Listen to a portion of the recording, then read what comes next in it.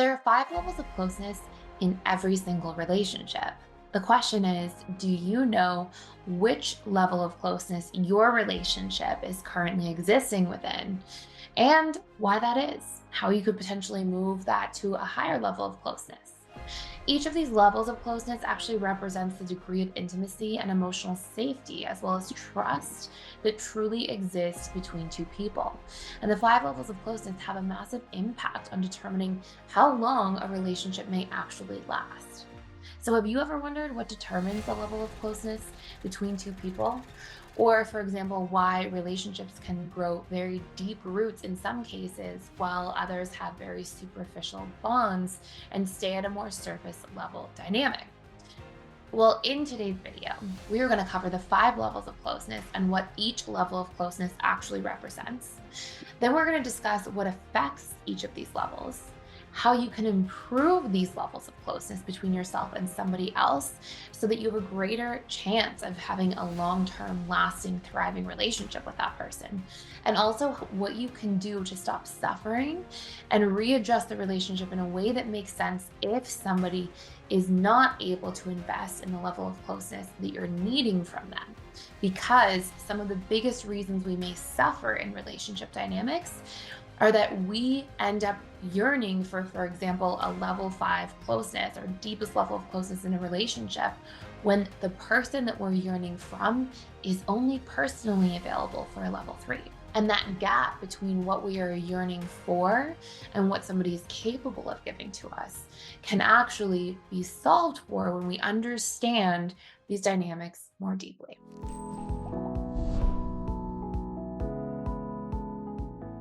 Now, if you're new to this channel, my name is Thais. I'm the founder of the Personal Development School, and I put daily content out here on YouTube, as well as all sorts of different programs and courses online. And if you don't want to miss any videos, you can subscribe down below so that you get all of our daily content about attachment styles, the subconscious mind, how to really heal our relationships, and how to really thrive in any relationship dynamic. So let's start with talking about the five levels of closeness and what they represent. So, stage one or level one of closeness generally is no contact or extremely minimal contact. By technicality, you may still have a relationship with somebody at a level one because it could be something like you are co parenting with an ex. And some relationship dynamic inevitably exists between the two of you because you have these shared ties of parenting a child or children. And yet, there isn't much, if any, contact between the two of you specifically. Now, this can also be a dynamic where perhaps you have a really unhealthy family member, and although you may see them at holidays or things of that nature, you really try to maintain no contact or as close to no contact as possible. So, although the relationship still exists, there's a very small degree of vulnerability that's safe to be there. And there's generally quite little investment and very little consistency in this type of level of closeness. Level two of closeness generally is when we have minimal contact and minimal consistency. So we may see, for example, that you may at a level two have people that you would consider maybe an acquaintance, maybe you share and sort of have a little bit of small talk with, for example, in the workplace, or mutual friends in a social or community setting. And although there aren't necessarily negative feelings, there just isn't a lot of depth in this particular level of closeness. So you may have a certain degree of consistency, a certain degree of investment, because you may see somebody on a more consistent basis, for example. But generally, there isn't a lot of vulnerability and there isn't a lot of deep trust in this level of closeness in regards to a relationship. Then we have level three of closeness in a relationship. Level three represents where we actually have a little bit of vulnerability intact here, and generally is marked by elevated levels of consistency in this relationship. So, this may be, for example, somebody you actually consider a friend, somebody you may text with, share some personal things with from time to time, learn personal things or hear personal things about their lives. And there may be this exchanging of more consistent communication in a relationship, more vulnerability, and generally there's a certain degree of trust that has been established in this relationship dynamic to show or share more about who you truly are.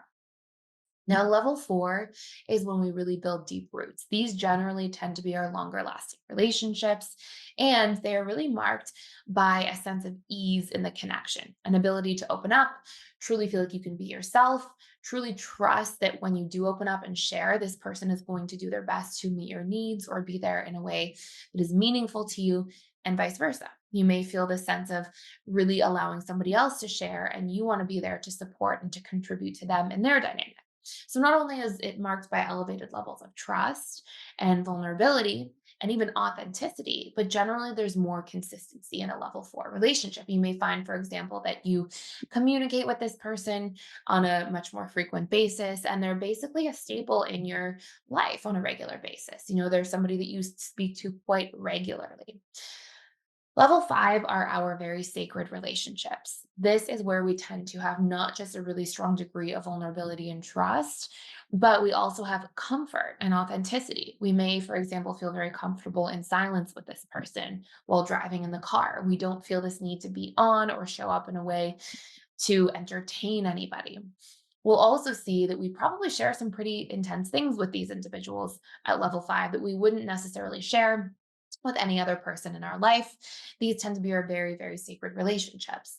Now, in general, our level five relationships ideally are our romantic relationships, maybe a couple very close family members, and maybe one or two very, very close friends. But some people don't actually even get all the way to a level five of closeness in really any relationship. And there tend to be really important reasons as to why.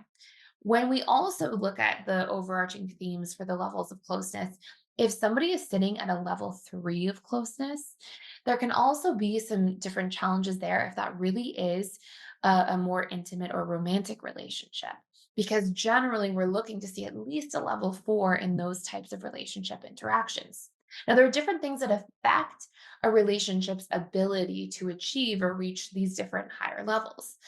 One example could be that you may have a best friend that you grow up with. There's a lot of closeness in the connection.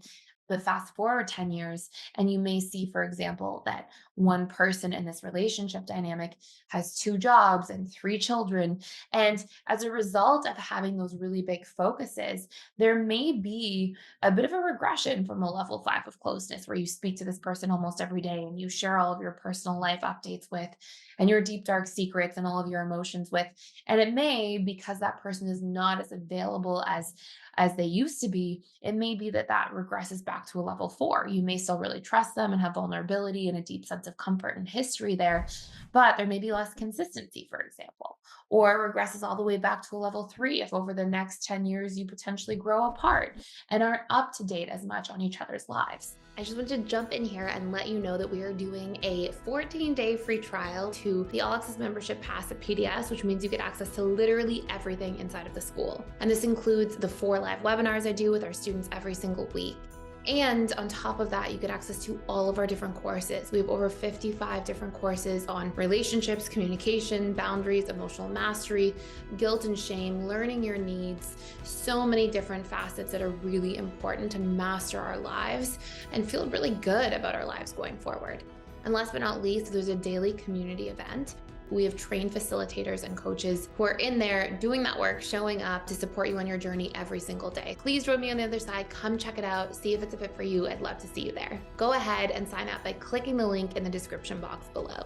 Now, as I mentioned earlier, one of the things that tends to affect us so much in terms of suffering is when we are expecting somebody to be able to provide a level of closeness that they are not actually available for. So imagine that that is your friend and that person does have two jobs and a busy family life.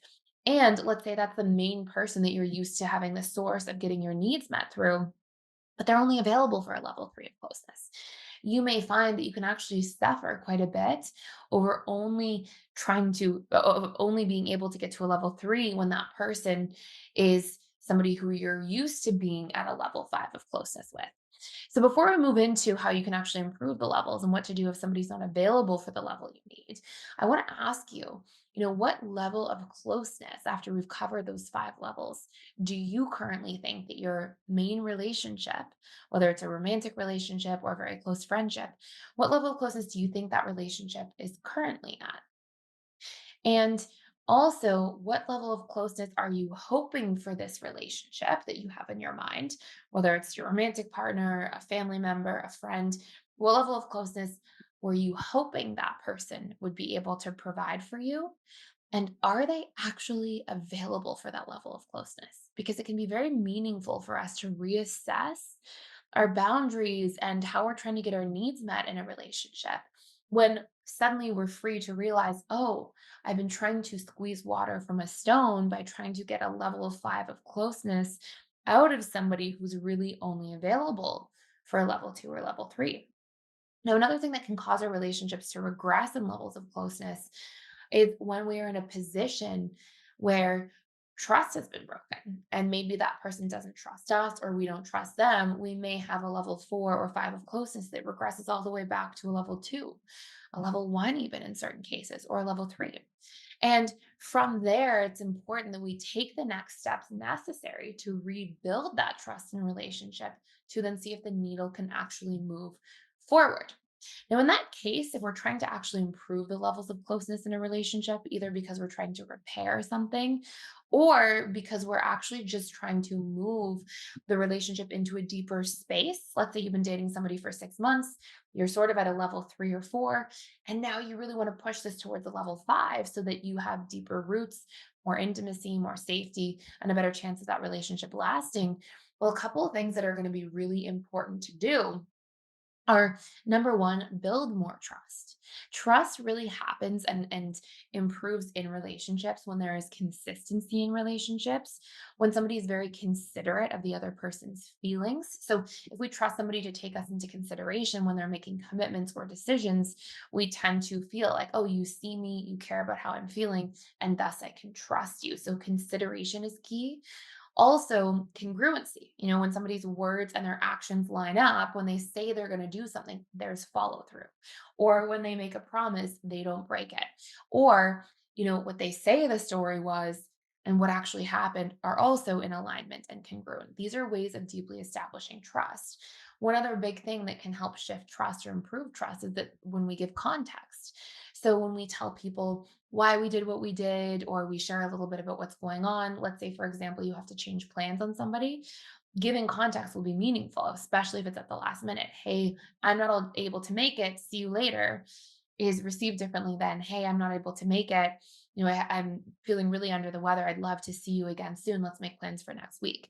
Right? When there's context for something, we tend to actually be able to strengthen trust and connection there. Other things that really help us move and improve the levels of closeness in our relationships along are when we have more vulnerability, when we actually share our inner world with somebody, our fears, our flaws, our needs, and when we ask somebody about exactly what's going on for them in that space, what they're fearing, what they need, what's important to them, or really lights them up. And the more we have reciprocity in our sharing, the more deeply those roots are really being built for improved levels of closeness.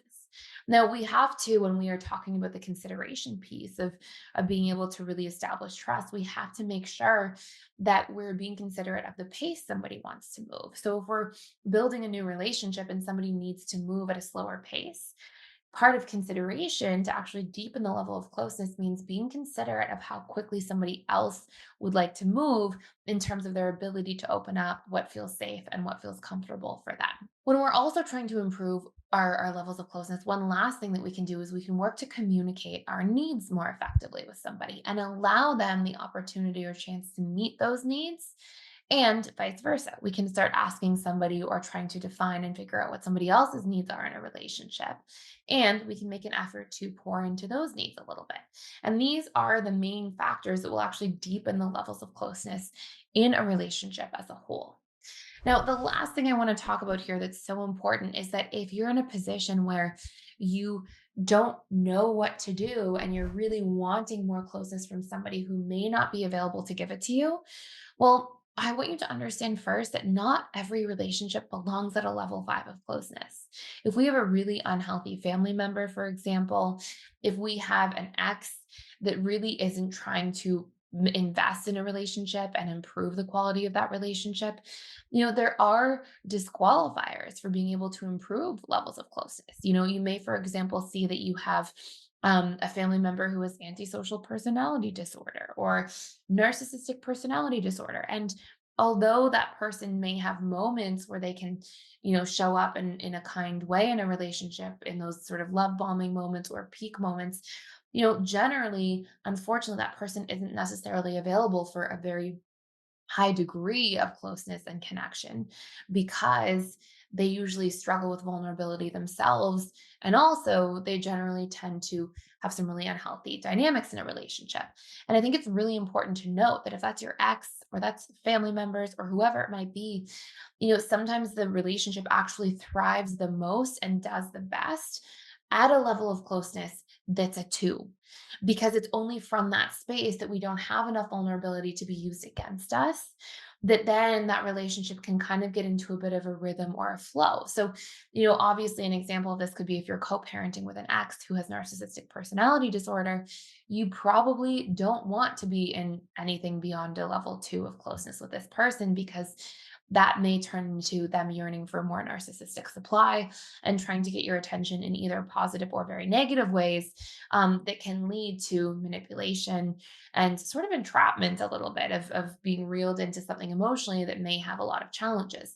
So in this particular case, the more that you can stay at a level two or less, you're probably in a space where that's going to be the safest and best version of the relationship that can exist, because the best version of a relationship will always be at the level of closeness that the other person is maximally available for.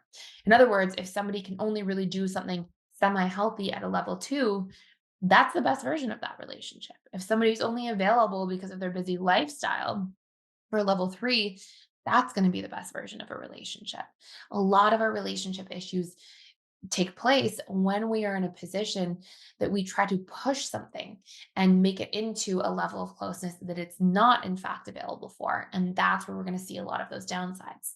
Now, I will say one last thing, but before I do, I just want to let you know as well, this is something you want to deepen your knowledge around and actually go into relationship needs and levels of closeness. I have a course you can check out fully for free just for a limited time. I will put that link down below. And it will give you a deep dive into the levels of closeness as a whole in relationships and really how to deepen relationships through meeting your needs. And you can check that course out fully for free just for a limited time. Now, the last thing I'll say is that if you are in a position where you are trying to get needs met from somebody and they're not available to deepen the levels of closeness, you can ask yourself some really crucial questions that can help you pivot so that you can start getting needs met from people who are more available to actually meet those needs. And this question is, why am I trying so hard to connect to this person? What needs am I hoping to meet from them? So if I could, sort of wave a magic wand and imagine this person's fully available all of a sudden, what needs would they be meeting for me? Would they be showing up to make me feel seen? Would they be very present? Would they be protective? Would they be kind and thoughtful and supportive? And if so, what does that look like to you? And then what you want to be able to do is ask yourself, well, who or how can I build relationships with people who are more available for these things? And if I invest my energy there, I will get more reciprocity. I can put this other relationship with this person who may not be available to really meet these needs at the level at which it really belongs, maybe a three, for example, instead of a five. That will improve the quality of that relationship overall. And then I can go get those deeper needs met from somebody who's truly available. So I hope this makes sense for you today. I hope you enjoyed this video. Please like, share, and subscribe to this channel if you don't want to miss any of the daily content. And I can't wait to see you in future videos. Thank you so much for watching.